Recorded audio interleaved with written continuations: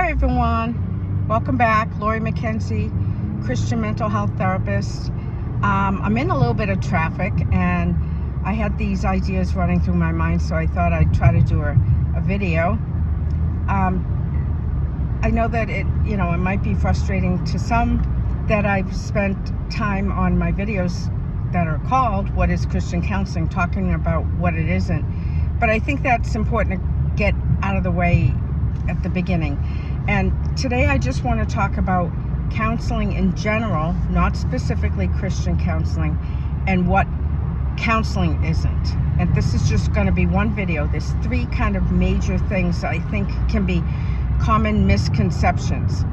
So today we're going to just talk real quick about three things that counseling, general counseling, including Christian counseling, isn't. Probably the biggest misconception is that counseling is giving advice. It isn't. Like, sometimes not at all, actually. We're really walking alongside people on their journey, helping them figure out what they're going to do next. That would be really codependent in a lot of ways, because they're responsible for their choices and the consequence of their choices. Sometimes they ask for advice, and even then I'm hesitant. I may say, gee, I've worked with people before that have had this similar struggle and they found this helpful, or this perhaps. Occasionally, if somebody is really in a bad place and they're just about to take a step off a cliff, I may intervene and warn them, stop them, or give them advice. But it's not very common. And I kind of crack up, and other therapists do, thinking that our job is giving people advice all day, as if we have this wealth of knowledge about common sense and how to solve difficult problems that people can't solve on their own, and somehow we have some answers. Almost like a glorified Dear Abby. No, we might be thinking a little clearer because we're not emotionally invested in the situation, but if it's counseling that's more for like situational things and not so much like mental illness symptoms, really we kind of help people on their own journey and help them figure out what might be getting in the way of them coming to their own conclusions. So the first thing is that counseling is not giving advice. The next thing that I think sometimes people think that counseling is, and it is not, is it's not just rambling on and on and on about whatever's on your mind, and the person that's the therapist just saying, oh really, how does that make you feel?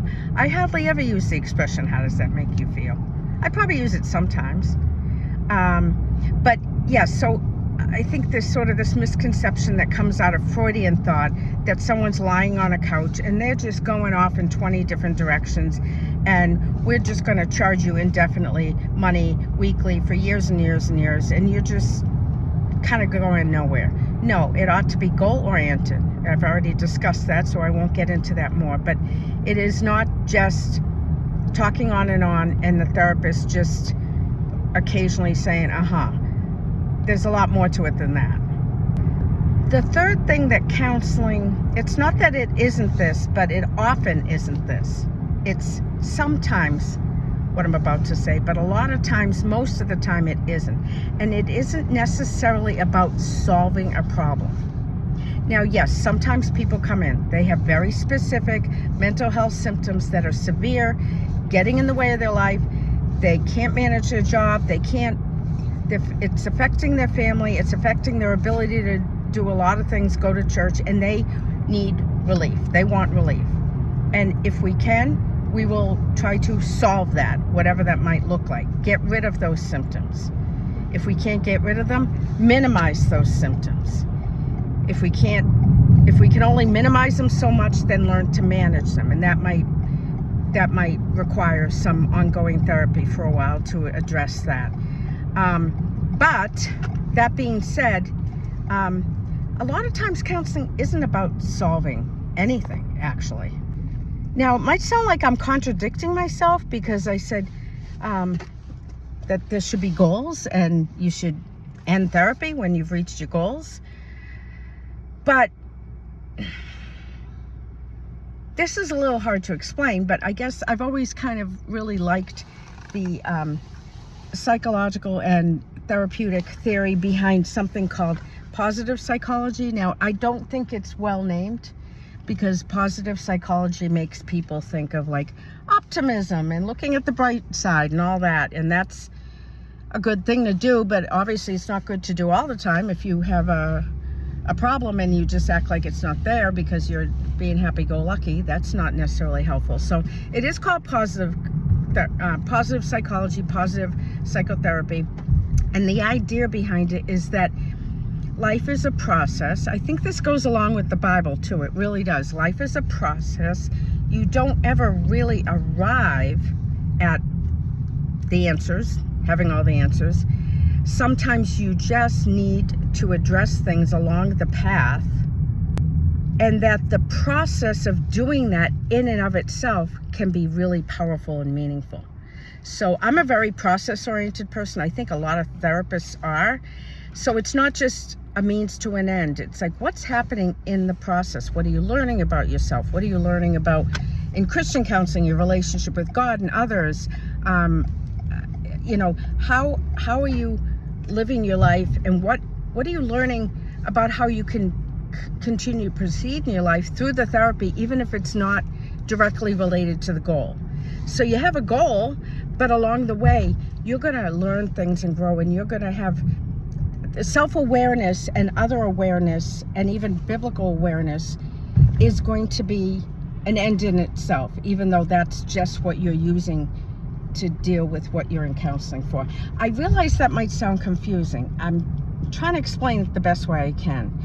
But let me just say this. The idea of positive psychology, positive psychotherapy outside of the Christian realm is that the process of exploring things in therapy, stopping your life and working with the therapist and exploring things in order to address the goal in therapy is an end in itself. There's so much to be gained through that process. So that's where I say that a lot of therapy is not about solving a problem or solving problems. It can be, but sometimes it isn't. Sometimes it's just as you work on whatever you've come in to work on, there's a process going on that is very rich and meaningful and can add to someone's life when they leave therapy that isn't what they expected or wasn't what they initially intended. So I think I'll end there. I hope I explained that okay. If you have questions, put them on the comments. Be kind, because I tried to explain it well, and if it's confusing, I'll try to clarify. My next video, I'm going to start talking about what therapy, specifically Christian therapy, is, how it can be beneficial, how it might be something that someone needs or benefits from outside of their regular supports, their church supports, even if their pastor offers the opportunity to provide some counseling, how Christian counseling from a biblical yet also professional standpoint with specific, training and specific techniques and so forth, how that can be beneficial to you or others that you know. So until then, take care. God bless.